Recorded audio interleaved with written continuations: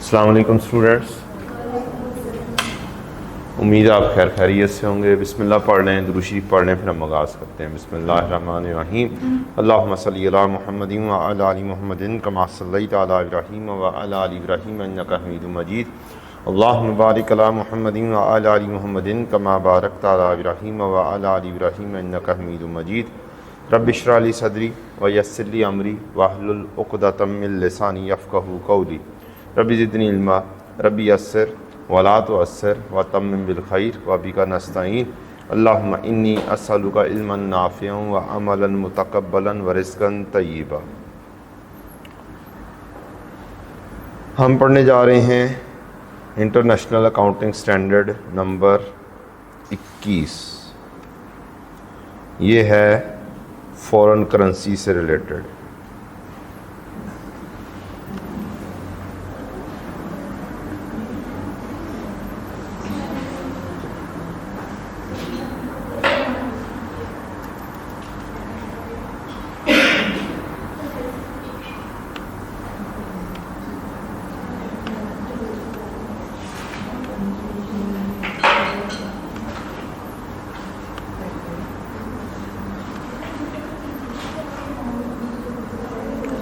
Hassan Limited have imported heavy bike from Honda, Japan for Japanese yen 500,000 on 1st January 25। चलें 21 ही रहने देते हैं, rates 21 के हिसाब से ही होंगे। 1 Japanese yen equal to 1.54। Work out the cost of heavy bike in PKR।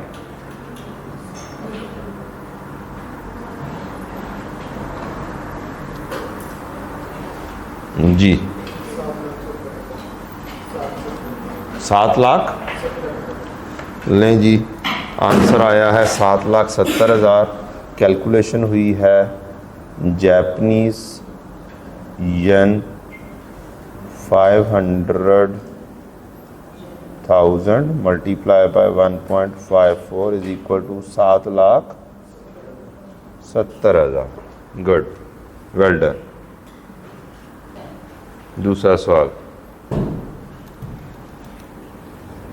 Hassan Limited imported heavy bike from Honda, Japan for Japanese yen 500,000 on 1st January 21 when rupee 1 equal to 0.65 Japanese yen।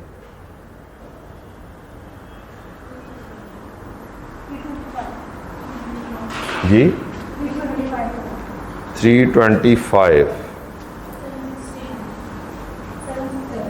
769। अब दो answer आ गए हैं, एक 325 एक 769। कुछ बच्चों ने किया है जापानीज येन 500,000 इंटू 0.65 किया और क्या आंसर आया 3,25,000। यह आया आंसर, रॉन्ग आंसर।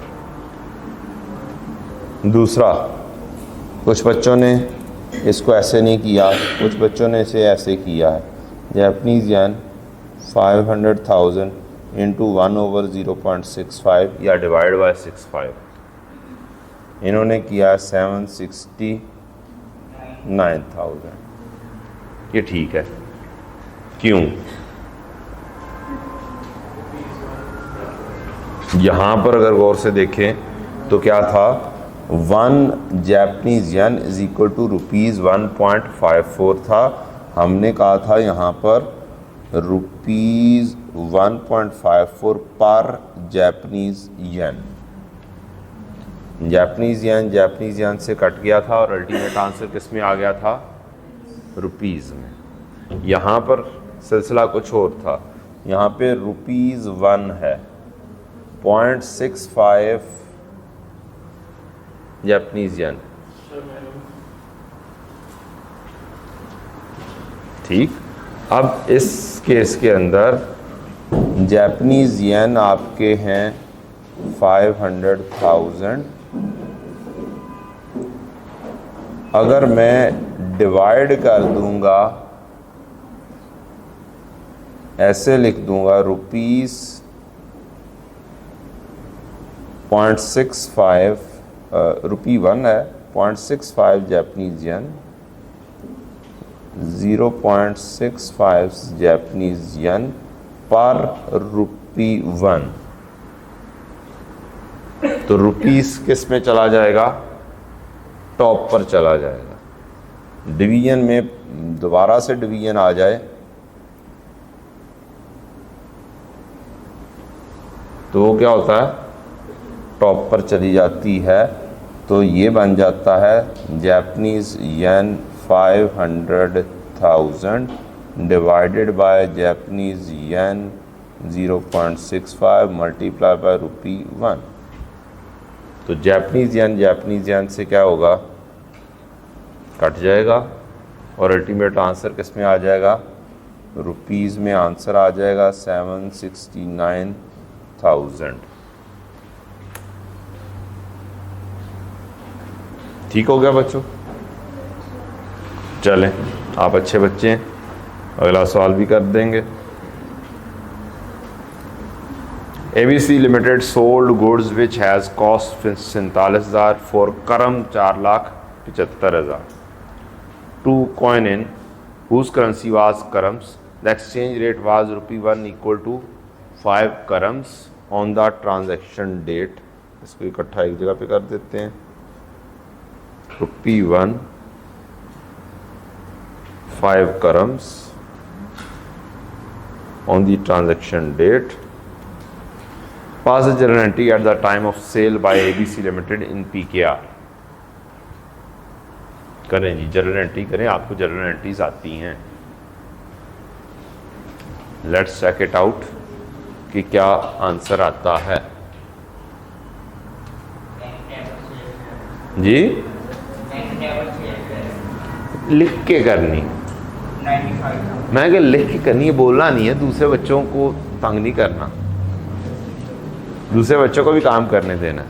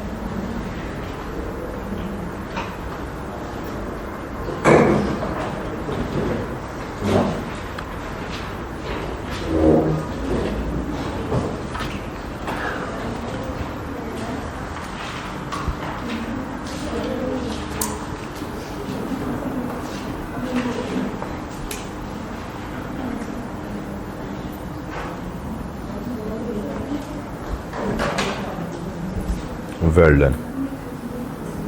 Good.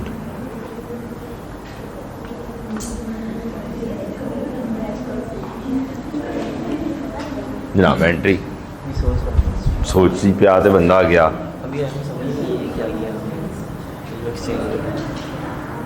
जी मैंने तो कहा इन बच्चों ने कर भी लिया होगा।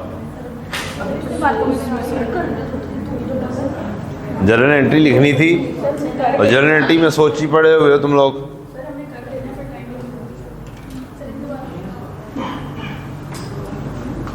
ये क्या बना दिया?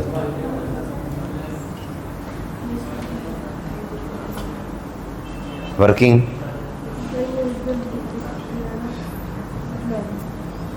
जी ठीक है।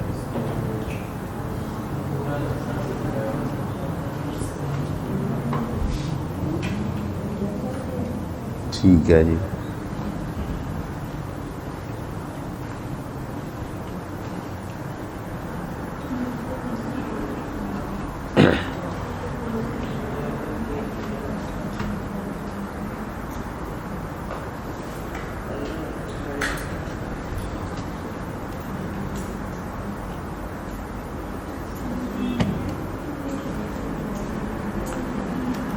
जी जब सेल करते हैं तो क्या एंट्री पास होती है? कैश में आ सकता है, बैंक में पैसा आ सकता है, उधार हो सकता है, डेबिट और सेल्स क्रेडिट। पहली कहानी तो ये होती है। हाफ एंट्री तो हो गई, ये हाफ से मुराद है सेल की वैल्यू। कितने में बेचा है? 475, लेकिन ये करम है। इन करम को कन्वर्ट करना है हमें पी के आर में। अब हमारे पास करम मौजूद हैं 4,75,000। शुड वी डिवाइड और शुड वी मल्टीप्लाई? हमें डिवाइड करना है 5 करम पर ₹1 डिवाइडेड बाय 5 करम 5 पर ₹1। तो करम से कट जाएगा और आंसर आ जाएगा किस में? रुपीज़ में। और वो आंसर आ गया 95,000। पी के आर रुपीज़ में ये वाली वैल्यू आ गई। आधा काम किया, कुछ स्टूडेंट ने पूरा मुकम्मल काम भी किया। ये जो कॉस्ट दी हुई है 47,000, ये किसी मकसद के लिए दी हुई है।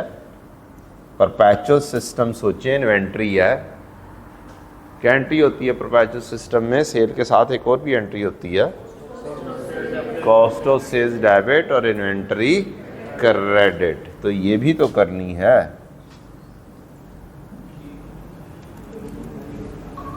Cost of sales debit, inventory credit कितने से? 47,000 से।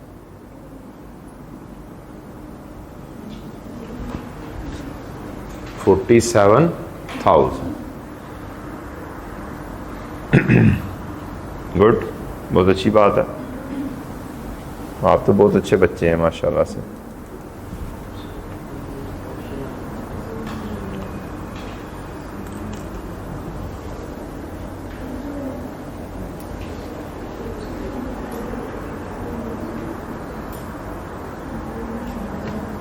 चलें जी, बताएं जी।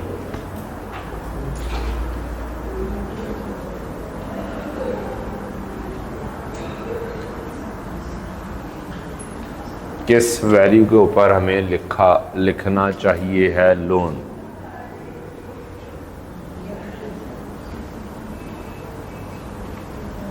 अब तो स्पीडी हो जाना चाहिए कैलकुलेटर के ऊपर आपको। अब तो 4 सवाल कर लिए आपने, 3 सवाल कर लिए हैं।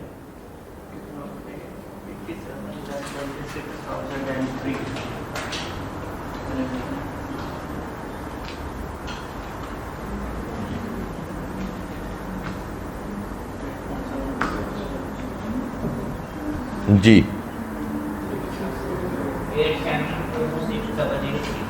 8726003003।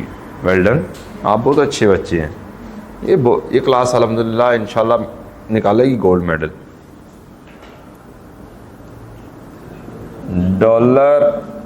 $500,000 को कन्वर्ट करना है पी के आर में।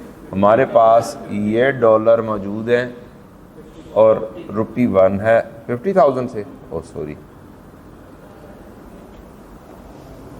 $50,000 थे जी सिर्फ। इसको हम डिवाइड करेंगे $0.00573 पर ₹1। तो ₹1 टॉप पर चला जाएगा और आंसर रुपीज़ में आ जाएगा 8,726,003। है सही लिखा है? ये 8 मिलियन ही मान रहा है। हैं? अच्छा, 8 मिलियन रुपीज़ में हम 8.7 मिलियन में हम लोन रिसीवेबल लिखेंगे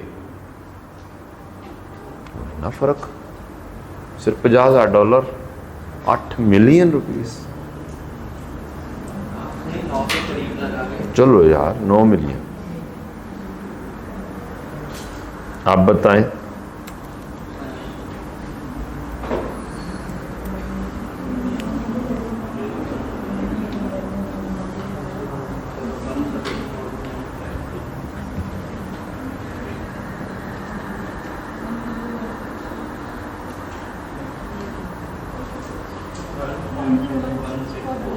जी 12.21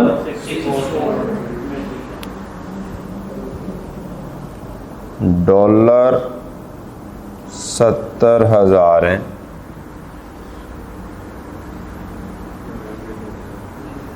मिलियन में आंसर दे रहे हैं आप लोग, हर बार ही डिवाइड करना होता है, मल्टीप्लाई किया। अच्छा,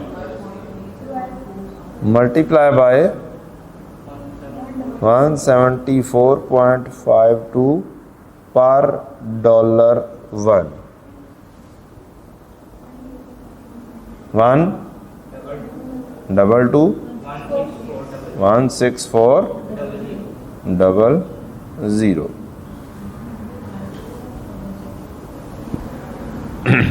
बहुत अच्छी बात है।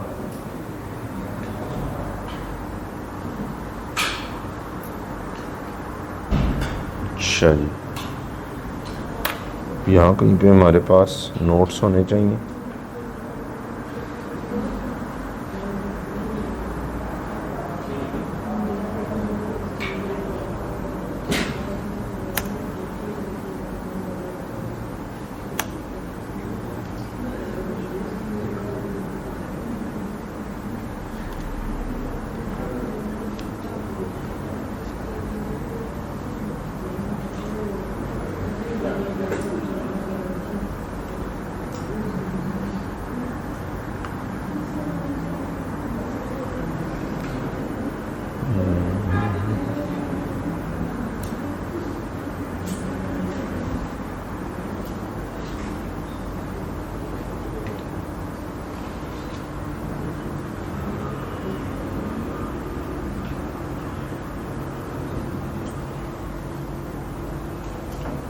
नजर आ रहा? नहीं आ रहा ना नजर? अब थोड़ा बहुत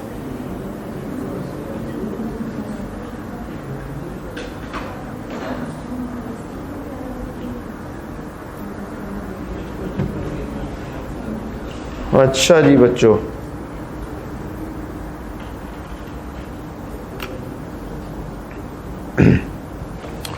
चंद डेफिनेशन।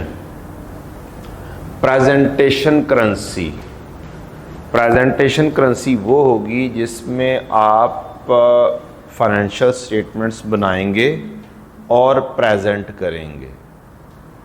ठीक, एक कंपनी इनकॉर्पोरेट हुई है पाकिस्तान के अंदर, ठीक, और पाकिस्तान में इनकॉर्पोरेट होकर वो फाइनेंशियल स्टेटमेंट पाकिस्तान में बनाती है पीकेआर में, तो ये कौन सी करेंसी हो जाएगी?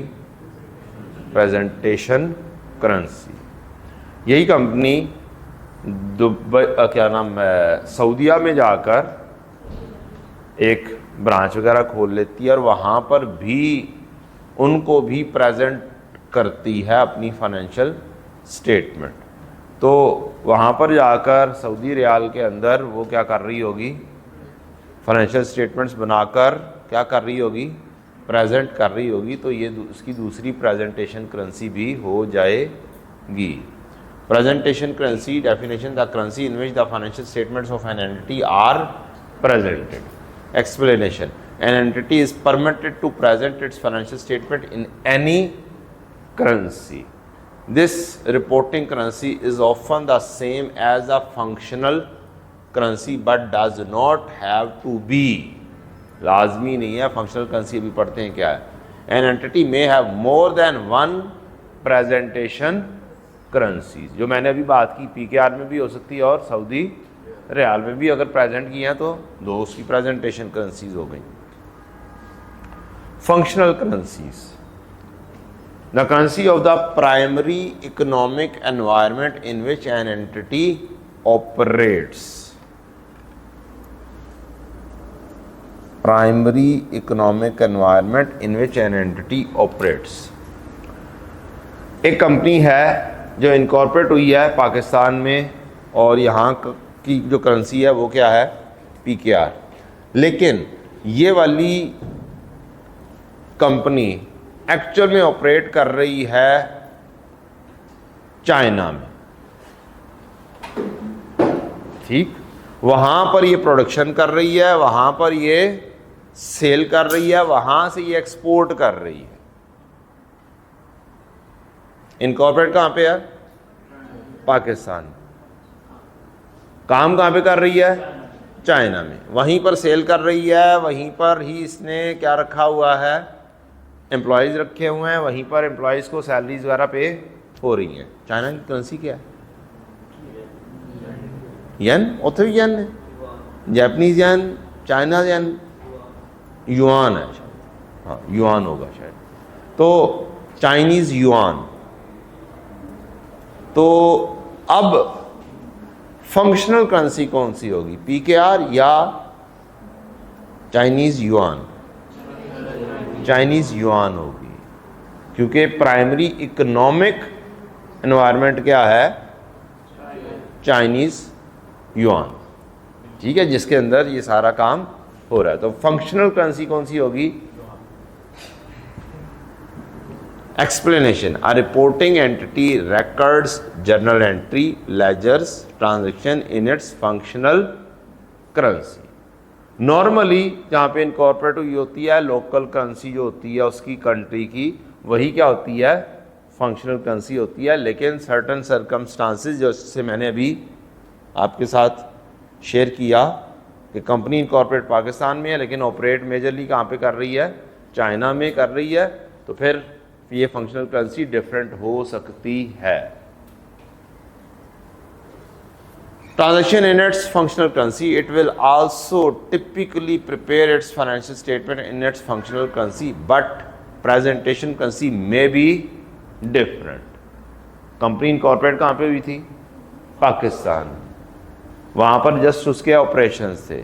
अगर इनकॉर्पोरेट यहाँ पर हुई है तो इसको यहाँ पर प्रेजेंट करने होंगे फाइनेंशियल स्टेटमेंट्स या नहीं करने होंगे? तो सारी की सारा जो बिजनेस है उसकी यहाँ पर क्या करेगा, प्रेजेंट करेगा। तो इसकी फंक्शनल करेंसी चाइनीज़ हो गई और प्रेजेंटेशन करेंसी कौन सी हो गई, पीकेआर। प्रेजेंटेशन करेंसी वहाँ पर भी हो सकती है, चाइनीज़ भी हो सकती है, एक से ज़्यादा हो सकती हैं कि वहाँ पर भी काम कर रही है तो वहाँ पर भी प्रेजेंट करने हैं, यहाँ पर कन्वर्ट करके यहाँ पर भी प्रेजेंट करने हैं उसने। तो फिर क्या हो जाएगा, इसकी फंक्शनल करेंसी कौन सी हो जाएगी, Chinese, presentation currency PKR. The functional currency is not necessarily the currency of the country in which the entity operates और इज बेस्ड। फंक्शनल करेंसी लाजमी नहीं है कि वो सेम ही हो, जैसे पीकेआर में यहाँ पे पाकिस्तान में इनकॉर्पोरेट हुई लेकिन फंक्शनल करेंसी कौन सी हुई, पीकेआर। फंक्शनल करेंसी कौन सी हुई, चाइनीज़। फॉरेन करेंसी, बड़ी अच्छी सी डेफिनेशन, फॉरेन करेंसी कौन सी होगी? जैसी डेफिनेशन हमारी थी लॉ के अंदर, पब्लिक लिमिटेड और प्राइवेट लिमिटेड वाली, currency other than functional currency वो सारी क्या हैं, फॉरेन करेंसी। ठीक हो गया। तो फिर पीकेआर भी कौन सी करेंसी बन जाएगी, फॉरेन करेंसी बन जाएगी, प्रेजेंटेशन करेंसी भी बन जाएगी और फॉरेन करेंसी भी बन जाएगी, क्योंकि फंक्शनल करेंसी कौन सी है, चाइनीज। डन हो गया जी। अच्छा, यहाँ पर हम दो नाम लिया करेंगे, एक लोकल करेंसी नाम लिया करेंगे, एक फॉरेन करेंसी नाम ले लिया। ठीक है जी। अपनी आसानी के लिए क्या किया करेंगे, हम एक लोकल करेंसी बोल देंगे और दूसरा फॉरेन करेंसी। मीन्स जहाँ पर काम कर रही है उसे लोकल करेंसी बोल देंगे और जो दूसरी है उसे फॉरेन करेंसी, आसानी के लिए। अच्छा जी, और क्या चीज़ थी? Exchange rate. जो भी हमने देखे हैं, ₹1 इज इक्वल टू $0.0005, इस तरीके से इसको बोलते हैं एक्सचेंज रेट। स्पॉट रेट क्या होगा? किसी एक खास दिन का रेट क्या होगा? स्पॉट रेट होगा। पर्टिकुलर डे जिसके ऊपर ट्रांजैक्शन हो रही है उस रेट को क्या बोलेंगे? Spot rate. Closing rate, year and का जो रेट होगा उस आखिरी दिन क्लोजिंग डेट के ऊपर जो स्पॉट रेट होगा उसको क्या बोलेंगे? क्लोजिंग रेट बोलते।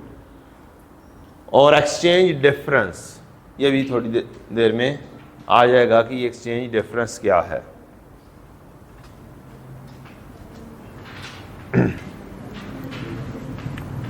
अच्छा जी, अभी थोड़ी देर पहले हमने थोड़ा सा काम किया है। यहाँ पे हमने 2 किस्म के रेट देखे हैं। एक के अंदर ₹1 यानी कह सकते हैं लोकल करेंसी इक्वल टू 1 है। एक रेट के अंदर क्या है? लोकल करेंसी इक्वल टू 1 है।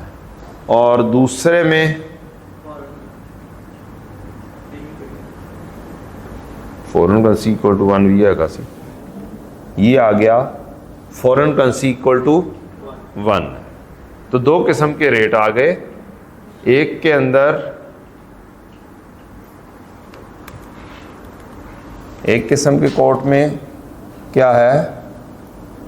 फॉरेन करेंसी इक्वल टू 1 और दूसरे में लोकल करेंसी इक्वल टू 1। अब हमें लोकल करेंसी से फॉरेन करेंसी से लोकल करेंसी में कन्वर्ट करना होता है। किससे कन्वर्ट करना होता है? फॉरेन करेंसी से लोकल करेंसी में कन्वर्ट करना है, ताकि हम उसके अंदर क्या कर सकें? लिख सकें। एक में आपने डिवाइड किया, एक में आपने मल्टीप्लाई किया। अब ज़रा स्पीडीली काम याद रखने का जुगाड़, याद रखने की जुगाड़। रूल तो आपने कर लिया, रूल याद रहे ना रहे, जुगाड़ लाजमी याद रहेगी। ये जुगाड़ बनी है तकरीबन लगभग 7 साल पहले।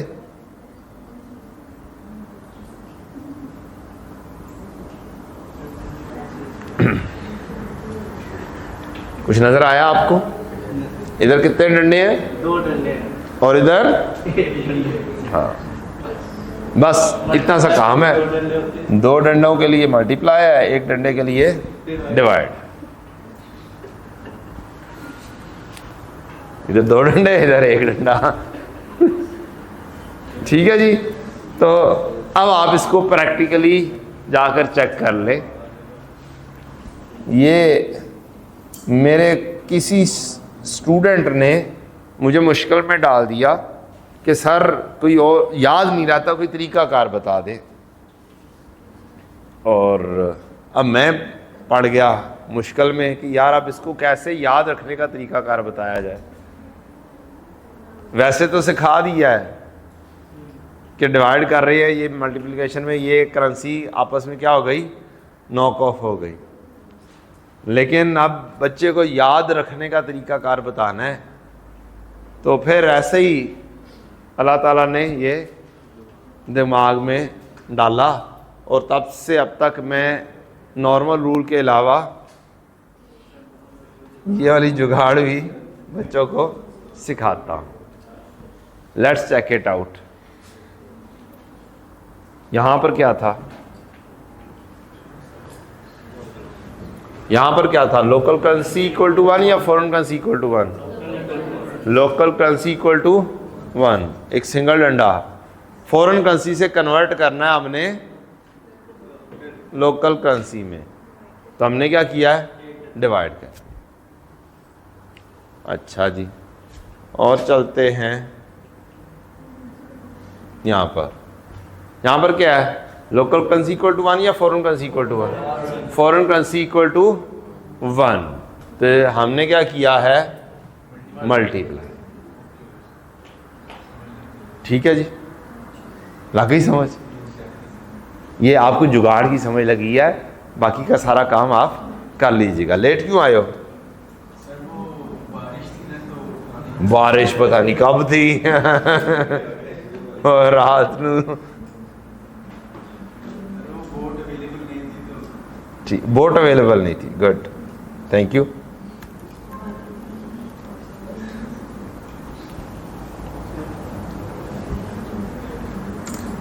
लें जनाब, पहला scenario, Ahmed limited purchase goods for $870 on 1 May 2021। It paid the $870 on 30 June 21।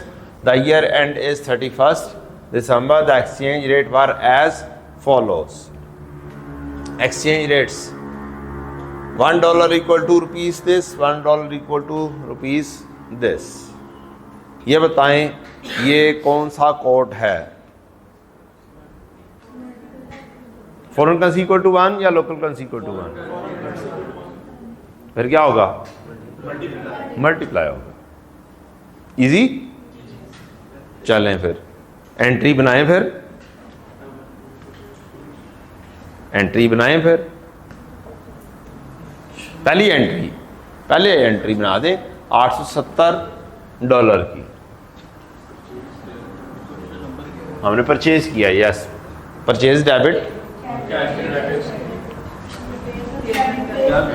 हाँ पेबल था, सॉरी। हाँ तभी तो दो डेट सिंपल से पे करते हैं जी।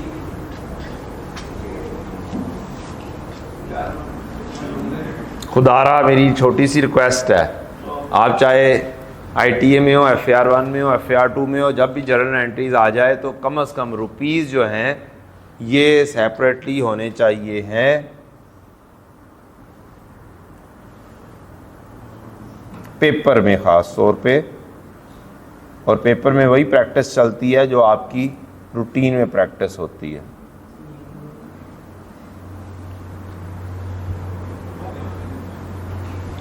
जी, पहली डेट क्या है? 1 मई 21। क्या एंट्री होगी जी? परचेज डेबिट, क्रेडिटर या पेएबल क्रेडिट। कितना?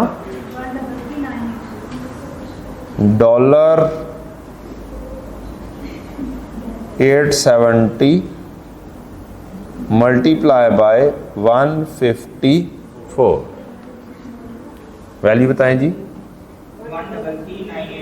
133,980।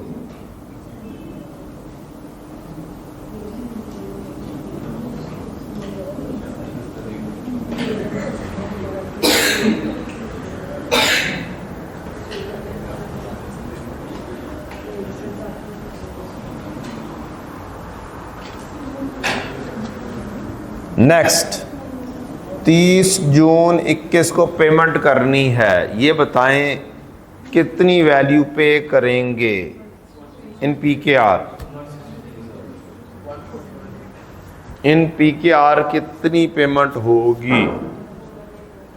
मींस बैंक से पैसा कितना जाएगा, एंड से बताना है।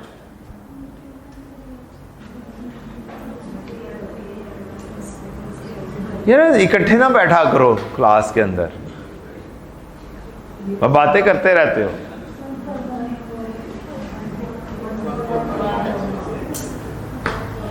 वन 1810 यानी कि फर्क आ गया, ऐसे ही है।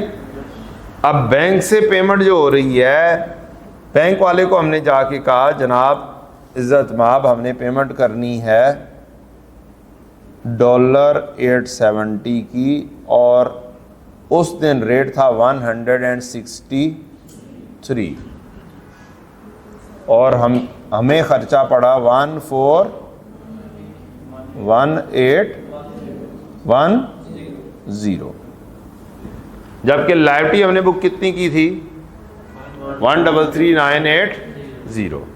अब आपने लाइबिलिटी उतनी ही ख़त्म करनी है जितनी बुक की हुई है। एक्चुअल में तो लाइबिलिटी डॉलर में है ना, हमने उसे कन्वर्ट किया हुआ है, तो जितनी लाइबिलिटी आपने बुक की थी उतनी आप क्या कर दें, बुक कर दें। What is the difference? 7830। अब पेमेंट करनी थी इतनी, करनी पड़ गई इतनी, इसका मतलब है आपको क्या हो गया, लॉस हो गया। क्या हो गया? लॉस। इसको बोलते हैं एक्सचेंज डिफरेंस, इसको बोलते हैं exchange loss, foreign exchange loss.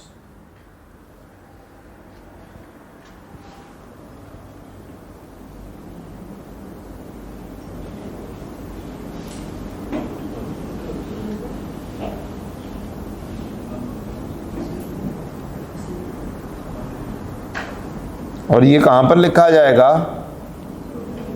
Profit and loss में। खाली एक्सचेंज लॉस भी बोल देते हैं, नाम आप जो मर्जी लिख लें, असल में ये जाना है कहां पर? प्रॉफिट एंड लॉस में। क्लियर हो गई कहानी? कोई कंफ्यूजन किसी स्टूडेंट को?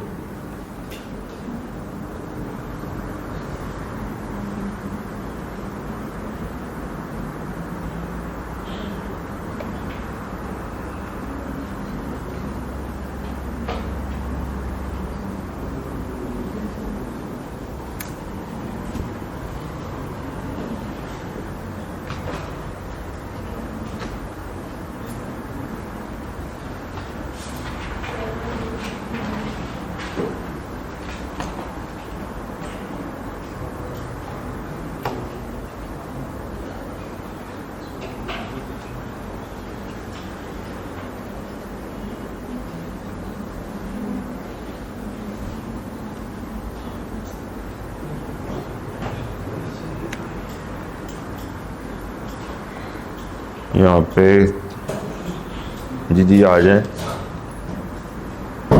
क्या बात है, इतनी लेट क्यों आए बेटा? हाँ, टाइमिंग का पता नहीं था। चलिए बैठे, हैव अ सीट प्लीज।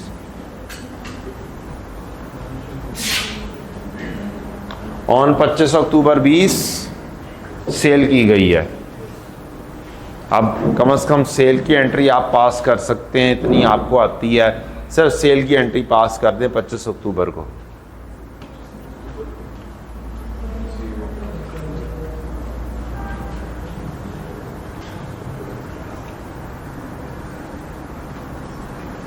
अभी थोड़ी देर पहले भी किया आपने, ये नहीं पता सेम रेट के ऊपर किया या किसी और रेट पे किया है?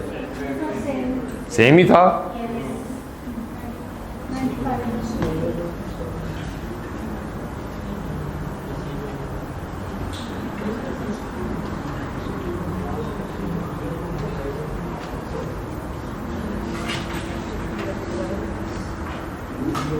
चलो एंट्री रजिस्टर किधर है तुम्हारा?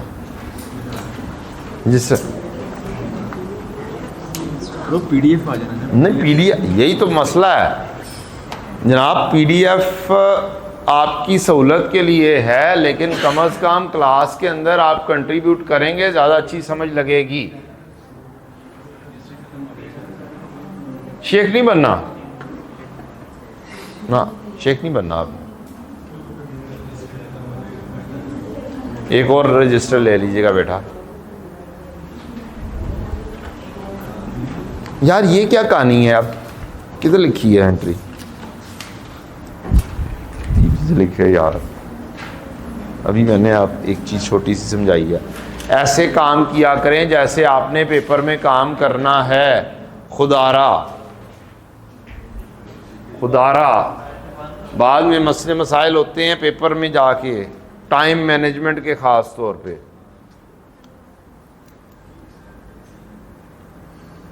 आप लोगों ने एंट्री पास कर ली हुई है, आई नो दैट। क्या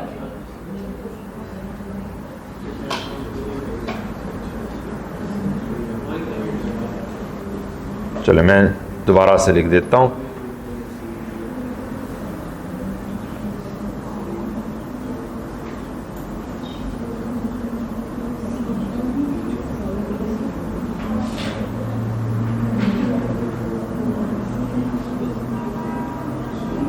जी बच्चों, पहली एंट्री 25 अक्टूबर पर रसीवेबल, हमने चीज़ें बेची हैं उधार पर, और किसको बेची हैं? Coin in. इसने पेमेंट अभी नहीं की तो एंट्री बनेगी डेटर। कॉइन स्पेलिंग की सी कॉइन दे, CHOIN, कॉइन इन, ये डेटर हो गया। डेटर डेबिट और सेल्स क्रेडिट, और साथ ही इसके कॉस्ट ऑफ सेल्स डेबिट और inventory credit. Debtor ₹1 is equal to 5 karam. Local currency equal to 1 या foreign currency equal to 1? Local currency equal to 1। लिहाजा अब आप, मुझे पता है आपने अब सोचना नहीं, आप क्या करना है, आपने डिवाइड करना। फॉरेन करेंसी से लोकल करेंसी में कन्वर्जन के लिए रूल है ये। किसके लिए है ये? फॉरेन करेंसी से लोकल करेंसी में कन्वर्ट करने के लिए रूल है। 47,000 नहीं, 47 नहीं था, 4,75,000 करम, 4,75,000 करम डिवाइडेड बाय करम 5, 95,000,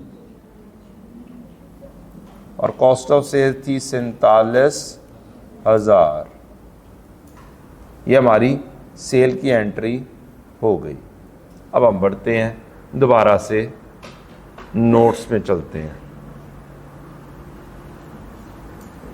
अभी हमने कहा था एक्सचेंज डिफरेंस को पढ़ते हैं, जिसका आपको भी पता चल चुका है। थोड़ी देर पहले एक्सचेंज डिफरेंस मालूम किया।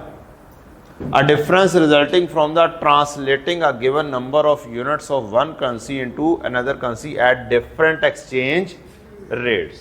तो different dates के ऊपर जब सेम वैल्यू को कन्वर्ट करेंगे तो एक डिफरेंस आ जाएगा, उसको बोलते हैं एक्सचेंज डिफरेंस।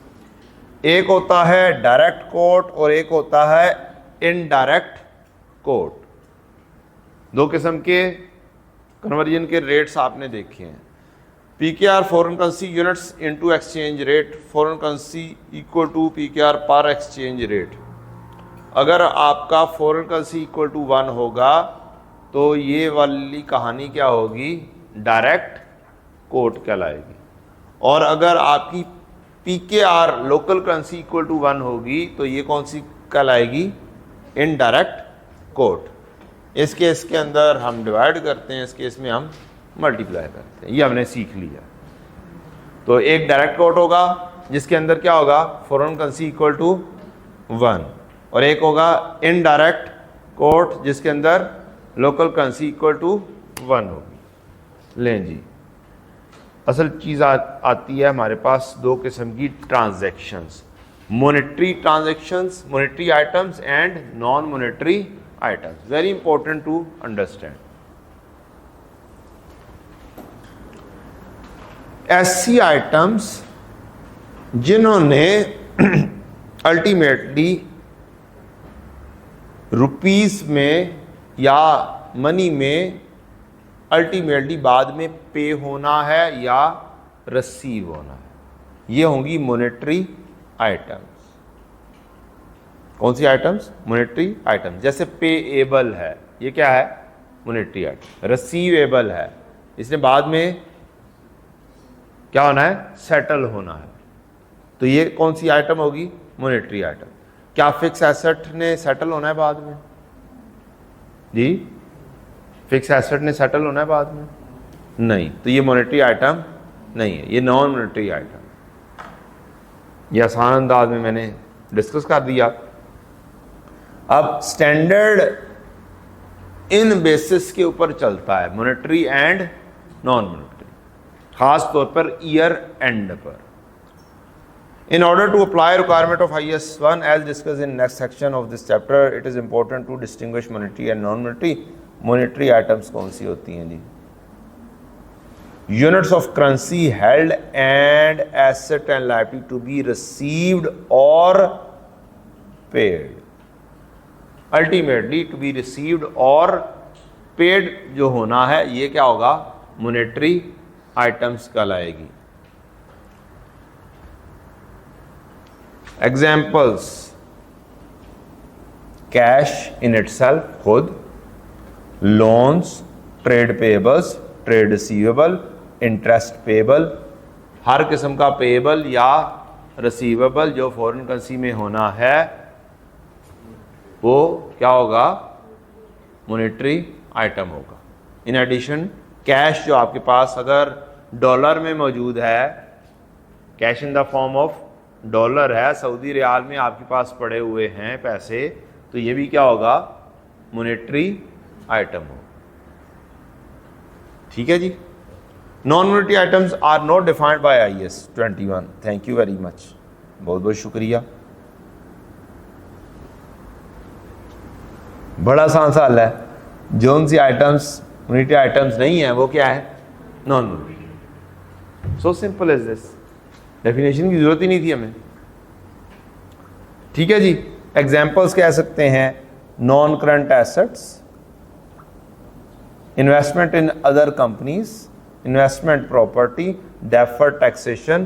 क्या क्या कुछ होता है इसमें से, दो तीन चीजें आपको पता है, एक चीज नहीं पता, डेफर्ड टैक्स नहीं पता आपको। ठीक है, यह पता लग जाएगा इंशाल्लाह R2 के अंदर कि ये डेफर्ड टैक्सेशन क्या होता है with the passage of time. Investment in other companies आपको पता चल रहा है, नॉन करंट एसेट आपको पता चल रहा है, इन्वेस्टमेंट प्रॉपर्टी आपको पता चल रहा है। चलें जी, ये आपकी आ गई मॉनेटरी आइटम्स और ये आपकी आ गई non monetary items. Majorly monetary items, deferred tax asset, इसका भी आपको नहीं पता, जब आएगा तब पता चलेगा। अभी बेशक क्या कर लें, थोड़ा बहुत रट्टा लगा लें। नेट इन्वेस्टमेंट इन लीज, इसका भी नहीं पता चला, अभी नहीं ना पता चला, टेंशन नहीं लेनी है। इन्वेस्टमेंट इन डेट सिक्योरिटीज, थोड़ा बहुत तो समझ लग रही है, नहीं पता, नहीं, मैं इसका मैं अभी समझा सकता हूँ, इनका अभी समझाया नहीं जा सकता, ये जब चीज़ें पढ़ाऊँगा तब समझ लगेगी। इसका भी समझाया जा सकता है। आपने जो सिक्योरिटीज़ होती हैं या शेयर्स का तो पता है ना, ठीक, शेयर्स का तो पता है ना, इन्वेस्टमेंट इन शेयर्स हो गई एक चीज़, और अगर कोई कंपनी बॉन्ड्स इशू करती है, लोन नोट्स इशू करती है, टर्म फाइनेंस सर्टिफिकेट्स इशू करती है, तो ये वाले नाम आपने IAS 23 में पढ़े हुए हैं। अगर आपने नहीं पढ़े तो मैं क्या कर सकता हूँ। FAR 1 में IAS 33 और IAS 23 में ये नाम यूज हुए हैं, debenture, loan notes, term finance certificate, जिसे TFC भी बोल देते हैं, शायद आपने सिर्फ TFC पढ़ा हो। तो ये सारे क्या हैं, डेट इंस्ट्रूमेंट्स हैं। ये क्या है, डेट इंस्ट्रूमेंट्स, बुरा ना मनाना, ठीक है। तो ये है investment in debt securities. Trade receivable का पता है, अदर रिसीवेबल का पता है, advances to be received back in cash. कुछ एडवांसेस होते हैं जो जस्ट एडजस्ट होने होते हैं, मसलन फॉर एग्जांपल आपने एडवांस दिया for buying the non current asset, इसने सेटल कैश में नहीं होना। आपने एडवांस दिया सप्लायर को, उसके अगेंस्ट गुड्स आनी है, उसने वापस सेटल कैश में नहीं होना। तो सिर्फ और सिर्फ कौन से advances? To be received back in cash, सिर्फ वो वाले एडवांसेस। मॉनेटरी आइटम्स क्या थी जिन्होंने सेटल किस में होना है? कैश में। ठीक है। Cash and bank including term deposit, तो ये कैश और बैंक में जो पैसा पड़ा हुआ है, फॉरेन करेंसी अकाउंट्स खुले हुए हैं, वो कौन से होंगे? मॉनेटरी आइटम्स होंगे। Non monetary item, PPE, investment property, biological asset, इसका तो पता चल गया हुआ है ना।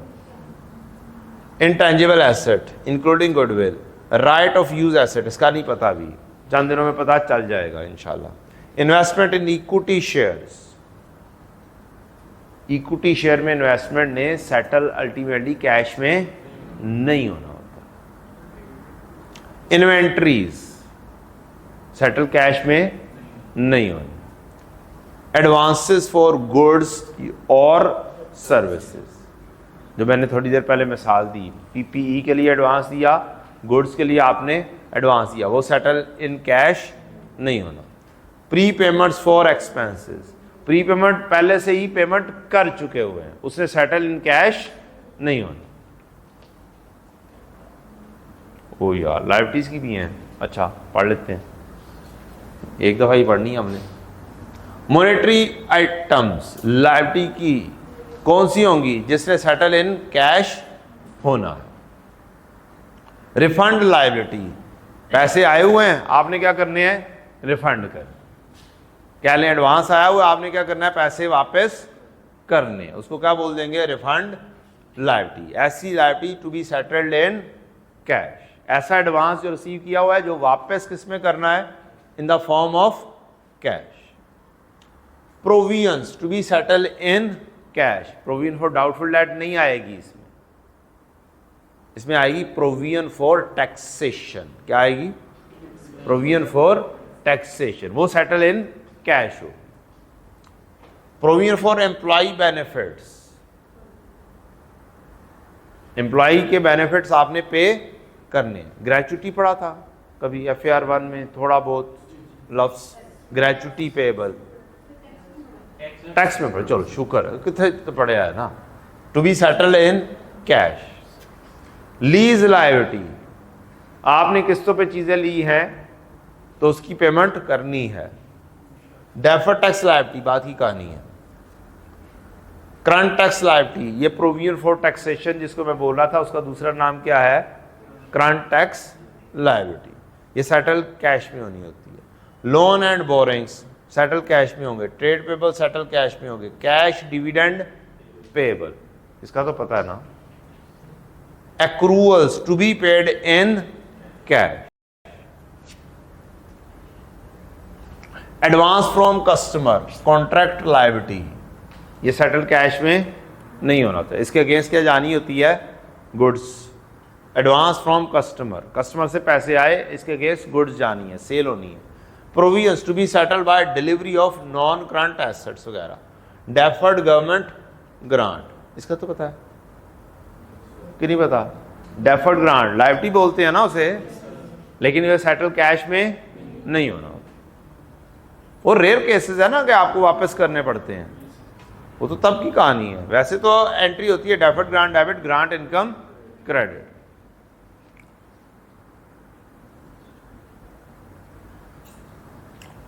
इन practice equity items such as share capital reserve, ये किस तरह से ट्रीट होंगे? नॉन मॉनेटरी ट्रीट होंगे। चलें जनाब, ये लिस्ट हमने एक दफ़ा जस्ट गो थ्रू करनी थी। अब आप जब मुकम्मल नॉलेज हासिल कर लेंगे, मीन्स स्टैंडर्ड सारे पढ़ लेंगे, तो फिर चंद जो बातें हमने पढ़ी हैं जिनका आपको समझ नहीं लगा, जैसे डेफर्ड टैक्स एसेट हो गया, डेफर्ड टैक्स लायबिलिटी हो गया, इसके अलावा और क्या चीज़ पढ़ी?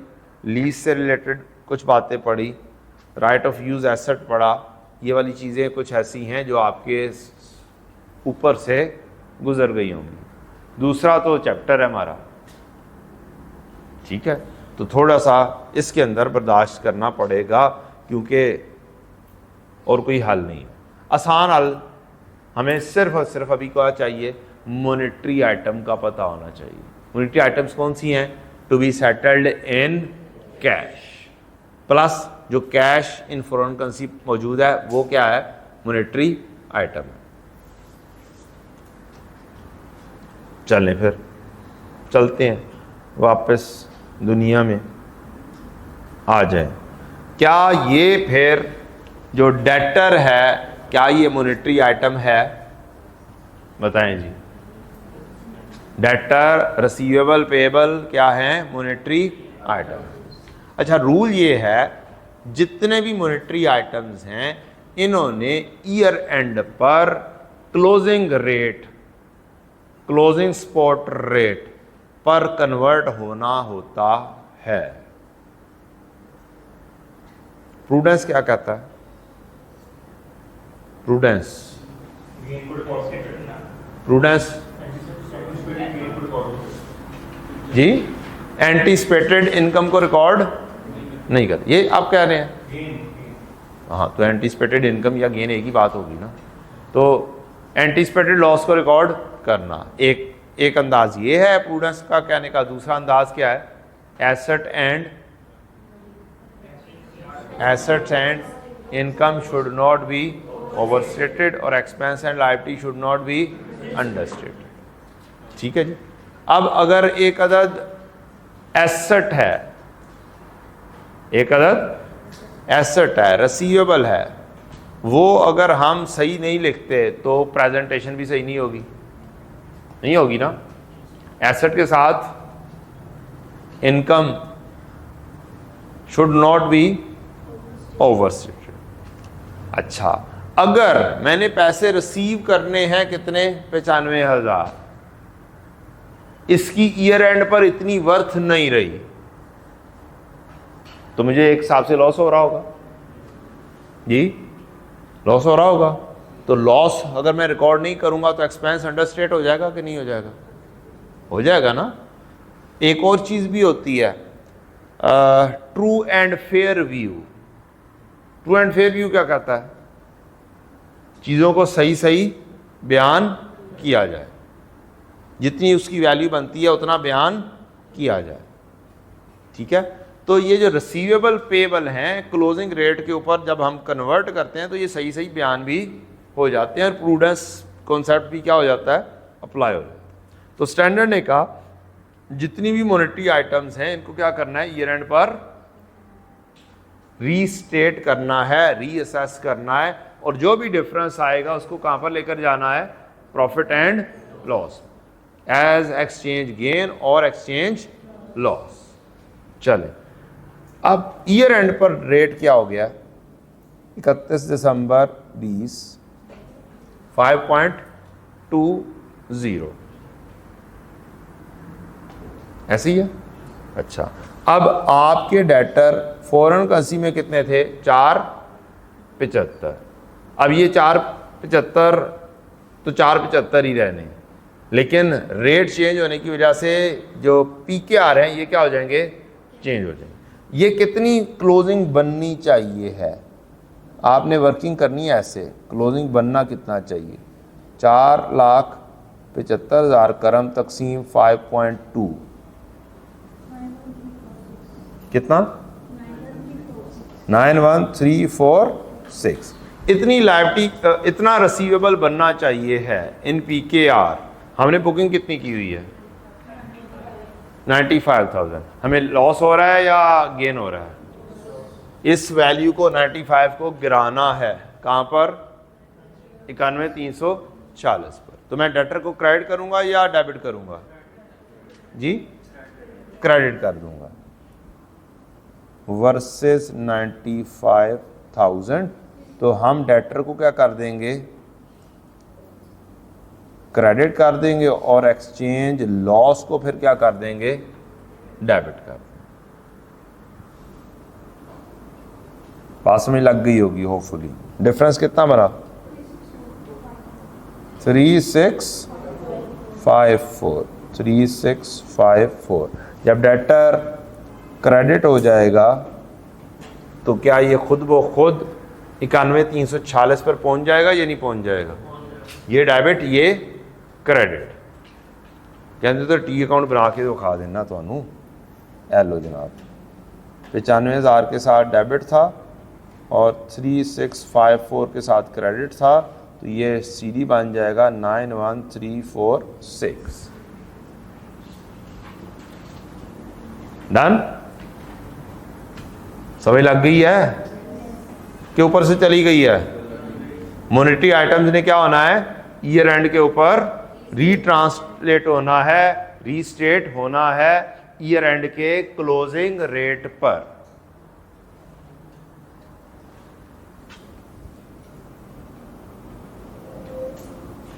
चलें, ठीक हो गया, गुड हो गया। अब हमारा एक साल क्या हो गया, खत्म। अगले साल सेटलमेंट होनी है नेक्स्ट ईयर। ये आ गई 31 दिसंबर 21 पर और 20 फरवरी 21 पर पेमेंट हो रही है। ईयर एंड एज 31 दिसंबर, पेमेंट हो रही है 20 फरवरी 21 पर। 5.12 रेट है। अब आपने वैल्यूज़ बनानी है, एक्सचेंज गेन या लॉस निकालना है।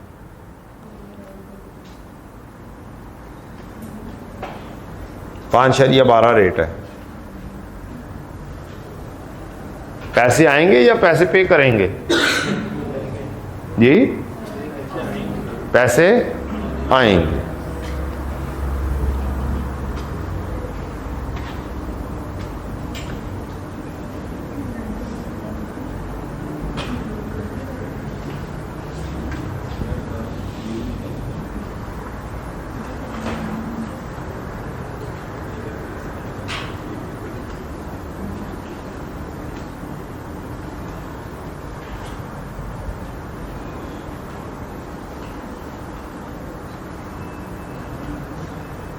आखिरी एंट्री अब आपने बनानी है, हमने ऑलरेडी कर ली हुई है।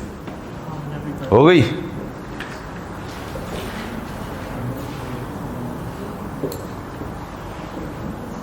ठीक है।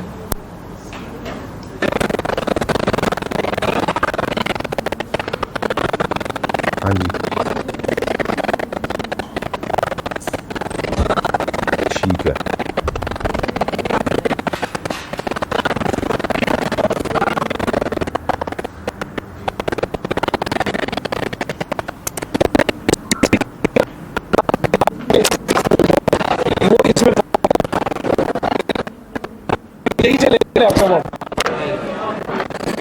क्या हो गया, मल्टीप्लाई क्यों हो गया?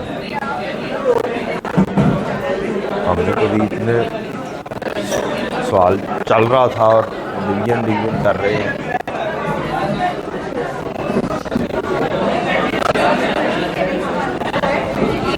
हाँ जी, क्या बना? ठीक है, एंट्री बनाई है। How is it possible? How is it possible? ये वैल्यू सही बनाई है, एंट्री गलत कर दी है।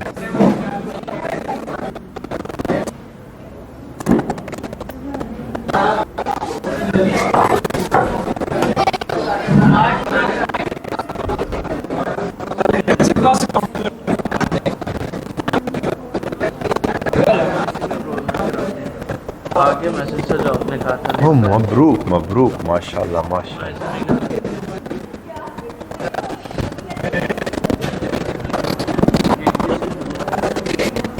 ये बड़ी जल्दी फिल हो जाना है, as early as possible.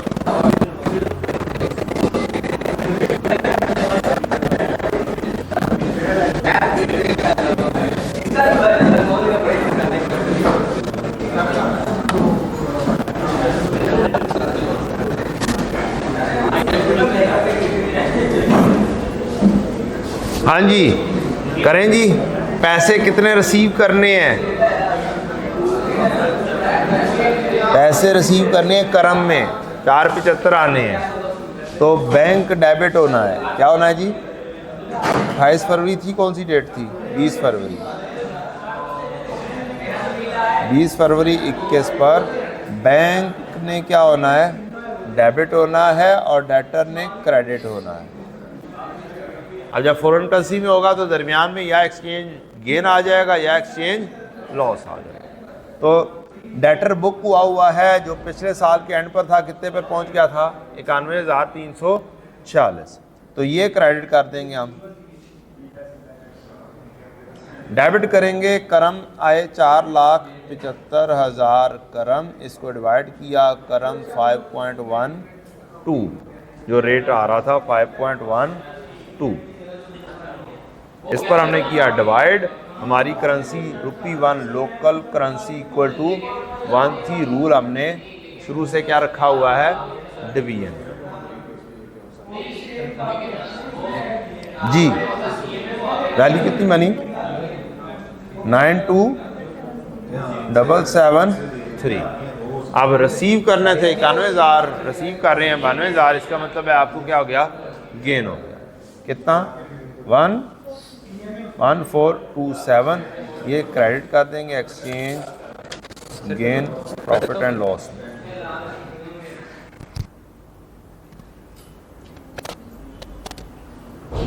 Clear हो गई कहानी? मुश्किल तो नहीं है ना? स्टैंडर्ड आसान है, मुश्किल तो नहीं?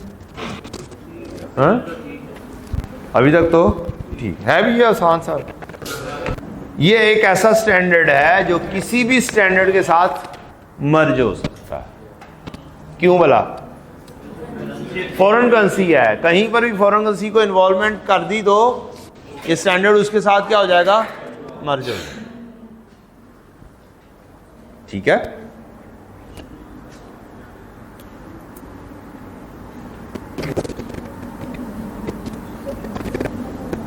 होमवर्क, छोटा सा सवाल है।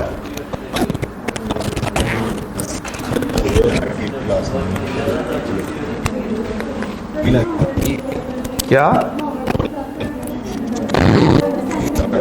हाँ तस्वीर खींचनी है, अभी खींच लें। कुछ बच्चों ने भी होमवर्क करना है, कुछ बच्चों ने अभी होमवर्क करना है क्लास के बाद। मुझे पता है इतने अच्छे बच्चे हैं हमारे।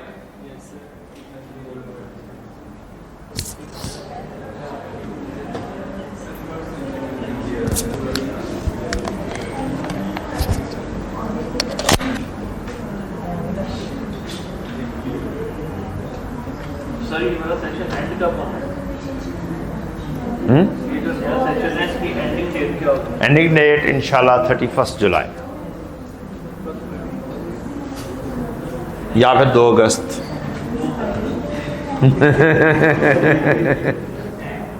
इंशाल्लाह कोशिश तो यही है। जो बाकी पिछले सेशन चल रहे हैं उनकी भी यही है। क्या? जो पुराने पीपी के सेशन चल रहे हैं उनकी भी यही है। और पीपी का पूछ रहा है?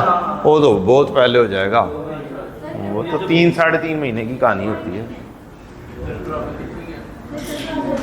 जी यस जनाब, सैटरडे आपका ऑन है, कल क्लास होगी इंशाल्लाह, अपने टाइम पर होगी।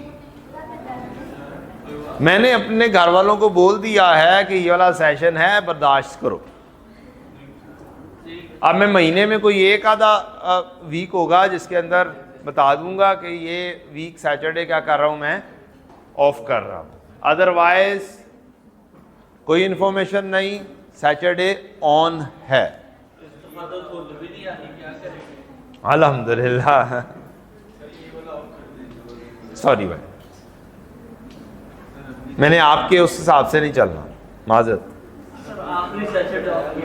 मैंने पहले दिन बोल दिया था ये प्लानर के अंदर कि आपका तमाम सैटरडे क्या है, ऑन है। मैंने तमाम प्लानिंग के अंदर तमाम सैटरडे क्या रखे हैं, ऑन रखे हैं। ठीक है।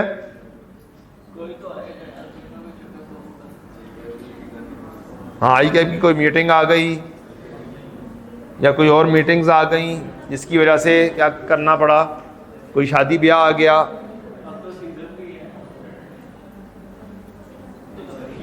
वो मुझे पता है, पहले से मुझे पता है मैंने कौन सी डेट के ऊपर शादी अटेंड करनी है, मैं पहले से नहीं बता देना।